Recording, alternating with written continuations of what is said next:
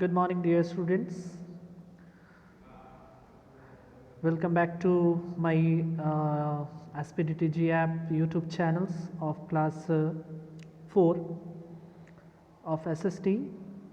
Students, today we have to talk about chapter number 16 of some great rulers of India. Today, students, we have to talk and to study about the Akbar's rule during the Mughal सल्तनत. मुग़ल सल्तनत के अंतर्गत अकबर के characteristics को हम लोगों ने पढ़ाई की थी, जिसमें हम लोगों ने देखा कि अकबर जो था वो एक intelligence, strong and able ruler था और ही बिलीव इन अकबर जो है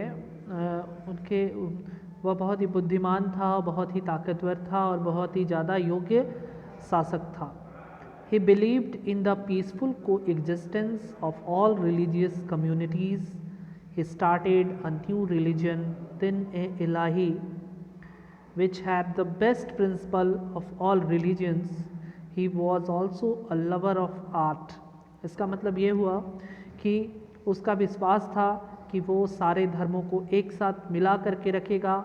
हमारे भारत देश में जितने भी धर्म हैं, चाहे वो हिंदू हो, मुस्लिम हो, सिख हो, ईसाई हो या पारसी हो या जैन हो या बौद्ध हो, सबको वो सारे धर्म को एक साथ एक नज़रिए से देखने वाला इंसान था. दीन-ए इलाही, इसीलिए उन्होंने एक संस्थान का इस्तेमाल किया, एक बिल्डिंग्स बनाया था जिसमें धार्मिक जो है वो वाद विवाद के लिए वह स्थान था, जहाँ पर हर धर्म के लोग वहाँ पर शांतिपूर्वक अपने धर्म का प्रचार प्रसार या वाद विवाद करने के लिए एक जगह जो है वो जमा होते थे.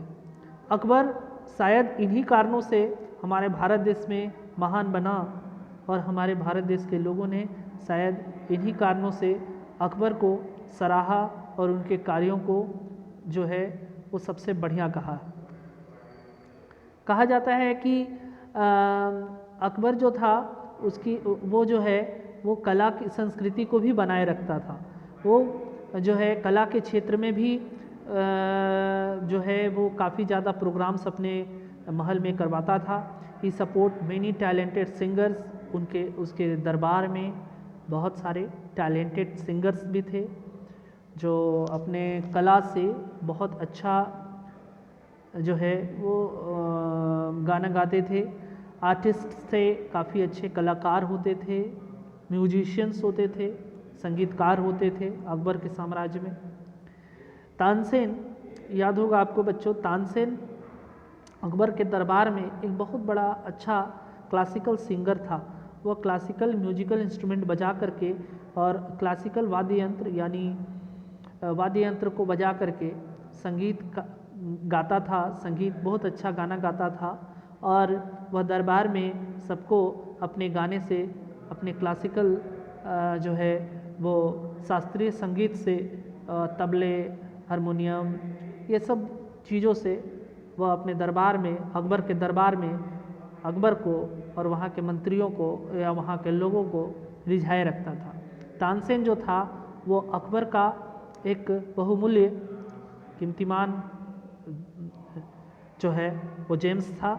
वो एक अकबर का बहुत ही इम्पोर्टेंट जो है वो व्यक्ति था. कहता है कि अकबर जो है अपने साम्राज्य में 9 जेम्स यानी कि 9 बहुमूल्य लोगों को नियुक्त किया था. तानसेन एक अबुल फजल थे जिन्होंने अकबर के पूरे ऑटोबायोग्राफी को एक किताब में उतारा है, लिखा है. उनके रूल को, दरबार में कैसे दृश्य होते हैं, उन सारी चीज़ों को लिखा है. कहता है कि अकबर जो थे वो कभी भी अपने बारे में नहीं सोचते थे, वो फ्यूचर्स के बारे में सोचते थे. भविष्य के बारे में सोचते थे और अपने जनता के बारे में सोचते थे। ड्यूरिंग हिज रूल, उनके शासनकाल में local languages like Brajbhasha and Awadhi developed. उनके शासनकाल में यानी अकबर के शासनकाल में जो है अवधी और ब्रज भाषा जो है ये दो ऐसी भाषाएं थी जिसको, चूँकि वो जनरली ये संस्कृत से बिलोंग करती थी, वो डेवलप हुआ अकबर के साम्राज्य में। कहता है कि तुलसीदास जी जो थे वो जिन्होंने रामचरितमानस नामक पवित्र किताब को लिखा था, जिसमें प्रभु राम, भगवान राम के जो है चरित्रों को उसमें उजागर किया गया है, उसको भी उन्होंने ब्रज भाषा में उस शासनकाल में, अपने शासनकाल में अकबर ने उसे जो है प्रकाशित किया। कहता है कि वो जानता था कि यह एक पवित्र किताब है जो हिंदुओं की पवित्र ग्रंथ है और जिसको अगर हम सम्मान दें तो शायद हिंदू भी हमें सम्मान देंगे, हमारे धर्म को सम्मान करेंगे। और यही सब कारणों से अकबर जो है वो हमारे धर्म को सम्मान देता था, क्योंकि अगर आप किसी को सम्मान देंगे तो सम्मान लेंगे, अगर हम किसी को इज्जत करेंगे तो हम लोग इज्जत पाएंगे, अगर इज्जत नहीं करेंगे तो हमें हर जगह जो है बदनामी सहनी पड़ेगी। कहता है कि यहाँ पर कुछ क्वेश्चन है क्विक चेक में, यहाँ से स्टार्ट करेंगे आगे पढ़ाना, पहले क्वेश्चंस को डिस्कस कर लेते हैं। Who was the founder of the Mughal dynasty in India? Bharat का जो है मुगल सल्तनत का जो है वो फाउंडर कौन था? कहता है कि Babur was the founder of the Mughal dynasty. Who was the founder of the Mughal dynasty? Babur, BABUR, Babur जो था वो मुगल डायनेस्टी का जो है वो फाउंडर था। Next, who succeeded Humayun as the Mughal emperor? Humayun को का जो उत्तराधिकारी था वो कौन था? हुमायूं का उत्तराधिकारी कौन था बच्चों? हुमायूं का उत्तराधिकारी वो अकबर था। हुमायूं का बेटा, यानी कि उत्तराधिकारी यानी हुमायूं का बेटा, हुमायूं का बेटा अकबर था, यानी कि बाबर का बेटा हुमायूं और हुमायूं का बेटा अकबर था। ठीक है, और अकबर से कोई भी आपसे पूछ सकता है बच्चों कि अकबर जो था वो क्यों फेमस बना, है ना? तो आगे पढ़ेंगे इन सब कारणों से, चूँकि उन्होंने हर धर्म को कोएग्जिस्ट किया, एक साथ मिला करके देखा, उसने भारत धर्म के हिंदू धर्म का विवेचना की, उनका सम्मान किया। आगे वो एक एबल रूलर भी था, एक जो है वो दूसरे धर्म को सम्मान देने वाला व्यक्ति था। कहता है कि आगे चलते हैं। For the excellent system of administrations, ये बहुत ही ज़्यादा अति उत्तम तरीके से यह अपने मंत्रालय, यानी अकबर अपने मंत्रालय को, अपने मंत्रियों के जो है जो भी परेशानियां हैं उसको सॉल्व करता था। He put it in the place for the excellent system of administration, okay, he put in place his religious tolerance and his wisdom. Akbar is remembered as one of the greatest rulers of India, है ना? कहता है कि उसके excellent system के कारण अकबर जो था वो धार्मिक जो है टॉलरेंस और वो बहुत बुद्धिमान कहलाता था। Akbar is remember as one of the greatest ruler of India. Bharat का महानतम राजाओं में से एक अकबर था। The Mughals came from outside India. Mughal जो थे जब वो भारत से चूँकि बाहर से आए हुए थे, but they made India their home, लेकिन मुगलों ने अपने भारत देश को अपना घर बना लिया। And they had their own cultures, उनकी अपनी संस्कृति थी। But they also developed many Indian ways, लेकिन उन्होंने कई भारतीय तरीके से उन्होंने अपनी संस्कृति में बदलाव किए।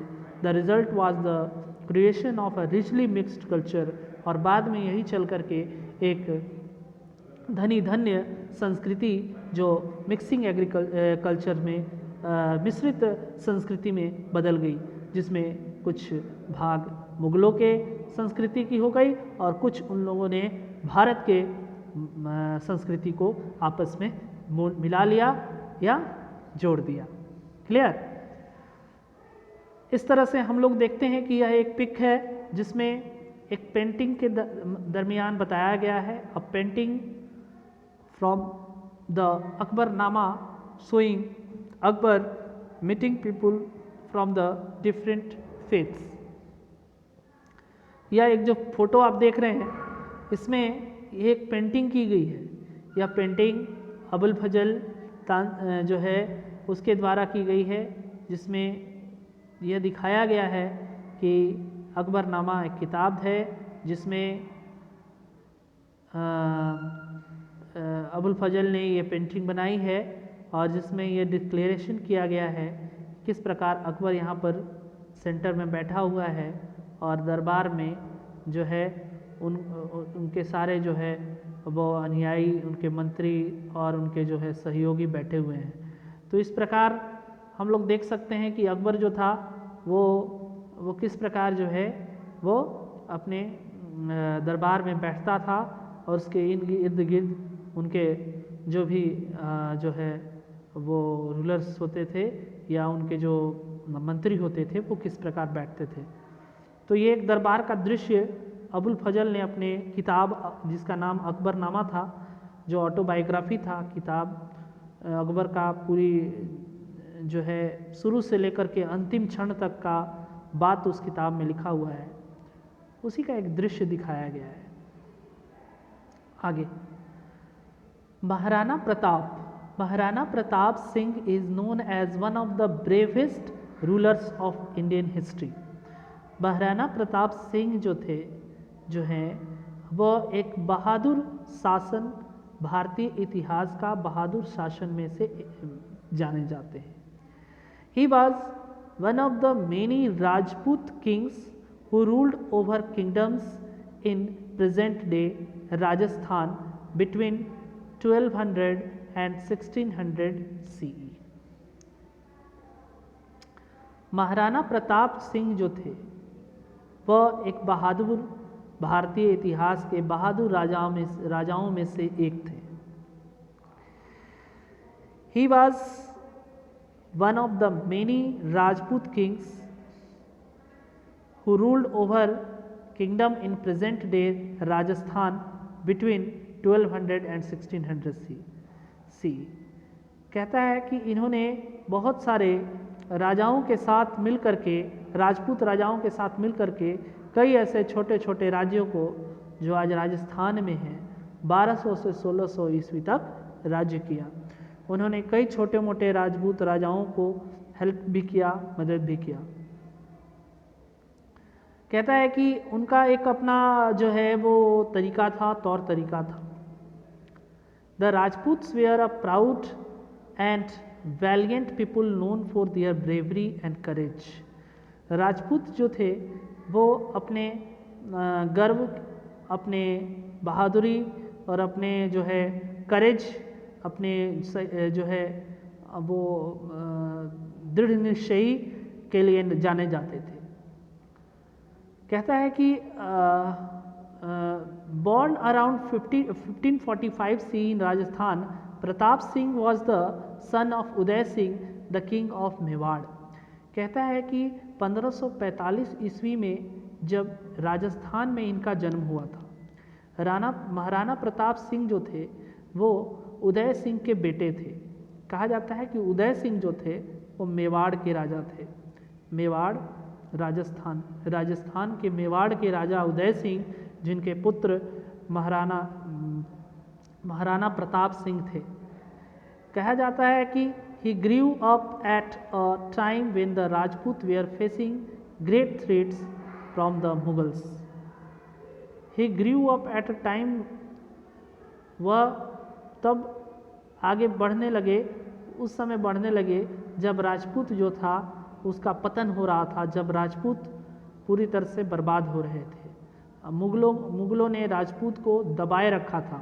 तब उसी समय महाराणा प्रताप जो थे और उदय सिंह के जो बेटे थे उन्होंने अपने राजपूत वंश को डूबने से बचाने के लिए पुरजोर कोशिश की। तो इस तरह से हम लोगों ने यहाँ पर महाराणा प्रताप के बारे में एक पैराग्राफ को रीड किया। अगली क्लास में हम लोग इस पेज को और भी अच्छे से हम लोग पढ़ेंगे और उसके बाद महाराणा प्रताप को पढ़ने के बाद फिर हम लोग किस प्रकार उसमें देखेंगे कि महाराणा प्रताप का जो है हल्दी घाटी का युद्ध महाराणा प्रताप और अकबर में हुआ, जिसमें जो है अकबर ने जो है महाराणा प्रताप को हरा करके और मेवाड़ को अपने अंडर में कैप्चर कर लिया।